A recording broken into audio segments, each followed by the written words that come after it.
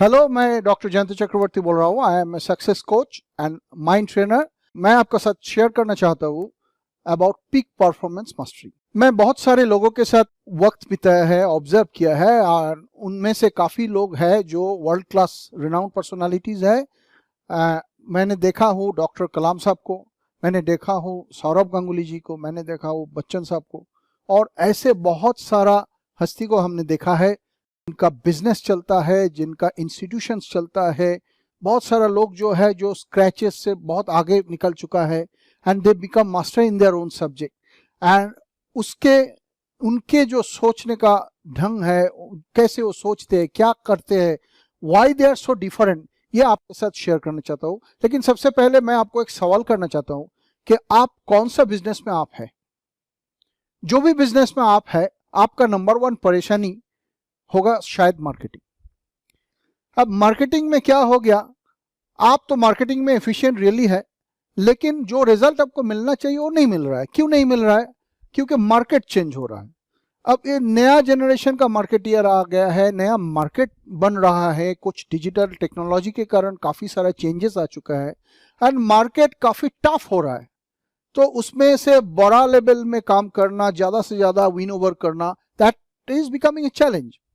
अब अगर सोचेंगे 1990 का मार्केट के बारे में, तो आपको शायद ये दिखेगा कि उस समय जो कंज्यूमर था, अभी जो कंज्यूमर है, उनमें से काफ़ी अंतर है। उस समय जितना इंफॉर्मेशन उन लोगों को मिलता था, अभी जो मिल रहा है, काफ़ी अंतर है। आप ये सोचिए 1995 में 80s में क्या रहते थे, 1985 में कैसे रहते थे। उस समय जितना भी लॉयलिटी आपको दिखता था, अभी आपको दिखता है क्या? शायद नहीं दिखता है। नाउ क्या हो रहा है, अभी कंज्यूमर जो है, ये ज़्यादा से ज़्यादा इंफॉर्मेशन मिलता है इनको, और इंफॉर्मेशन का बॉम्बार्डमेंट होता रहता है, और ज़्यादा से ज़्यादा ऑफर इनको आ चुका है। इसके कारण लॉयलिटी भी शिफ्टिंग हो रहा है, ट्रस्ट भी शिफ्टिंग हो रहा है, मोर स्केप्टिकल दे आर बिकमिंग। तो सबसे बड़ा चैलेंज जो हो गया, अब 1952 में हार्वर्ड में एक रिसर्च हुआ था, उसमें 3 चीज सर्टेन है ऐसा बताया गया। एक है कंपटीशन, दूसरा है चेंज, तीसरा है opportunity.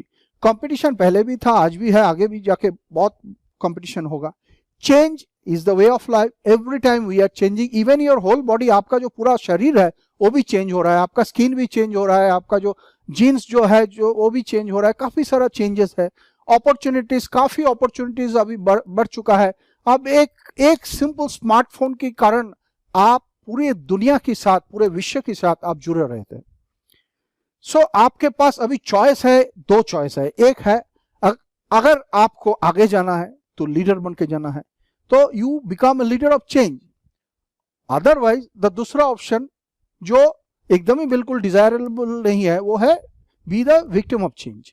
Now reason of failure क्या है? बहुत सारे रीजन है, but one of the reason in business failure is that आगे जाके क्या मार्केट बनना है और मार्केट का जो एक्सपेक्टेशंस है वो हम लोग काफी टाइम सोच नहीं पाते। लेकिन हम लोग क्या करते हैं, हर टाइम हम जब नया साल आता है, हम लोग रिजोल्यूशन लिखना शुरू कर देते हैं। अब हम लोग मोटिवेशनल सेमिनार्स में जाते हैं, ट्रेनिंग में जाते हैं, हम लोग स्ट्रेटेजी सीखते हैं, लीडरशिप सीखते हैं, बहुत कुछ सीखते हैं, लेकिन अल्टीमेटली कितना काम में आता है वो आपको मालूम है। ऐसा कभी आपका साथ हुआ है जिसमें आपने कभी कभी आपको भी ऐसा लग रहा होगा कि I am not blessed that much. अब क्या आपका जो कॉम्पिटिटर जो है, उनका डबल इनकम हो गया। अब उनका आउटस्टैंडिंग सक्सेस हो गया, आपका नहीं हुआ। अब उनका फॉरेन ट्रिप चालू हो गया, आपका नहीं हुआ। अब उनका काफी सारा बांग्लोज, अपार्टमेंट्स उन्होंने खरीद लिया, आपने नहीं कर पाया। तो उसी पर्टिकुलर टाइम में जब आपको ये फीलिंग आता रहता है, तो आपको उस समय ना कोई पॉजिटिव थॉट्स काम में आता है, ना कोई मोटिवेशन काम में आता है। तो हमको क्या करना चाहिए? द नया टेक्निक जो है वो है कि उसके पीछे भागना जरूरी नहीं है, उनको करीब लाना ज्यादा जरूरी है। Attracting people to your life.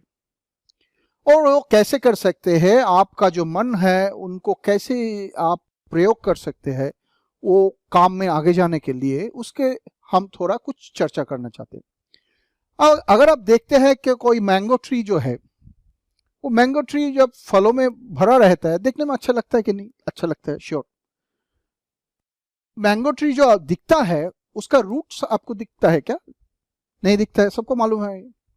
लेकिन अगर आप मान लीजिए कि आपका ये मैंगो, इसका पेड़, इसका जो बगीचा वो आपका पास है, लेकिन उसमें काफी फॉल नहीं आ रहा है, वो नहीं हो रहा है, तो क्या प्रॉब्लम होगा? अगर आ भी रहा है लेकिन वो ठीक जो शेप होना चाहिए, जो साइज आपका एक्सपेक्टेशन है, वो भी नहीं हो रहा है, तो प्रॉब्लम क्या है? प्रॉब्लम डेफिनेटली में हो जाए।